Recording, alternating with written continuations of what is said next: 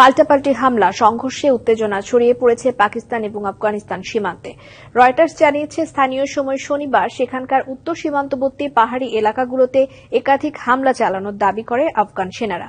পাল্টা হামলার দাবি করে আফগানিস্তানের অন্তত 19টি চেকপোস্ট দখলের দাবি করেছে পাকিস্তান।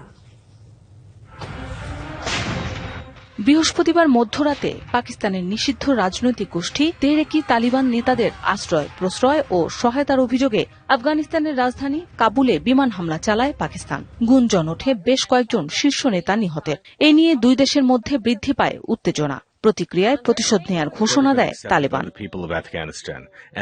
এর জেরে শনিবার রাতে আফগানিস্তানের সীমান্তবর্তী পাকিস্তানের আঙ্গুর আড্ডা, বাজাউর, কুরম, দীর, চিত্রাল, বারামচা সহ আরও কয়েকটি এলাকায় পাল্টা হামলা চালায় আফগান সেনাবাহিনী। দেশের সার্বভৌমত্বের উপর হামলার প্রতিশোধ হিসেবে এই পদক্ষেপ বলে জানায় তালেবান।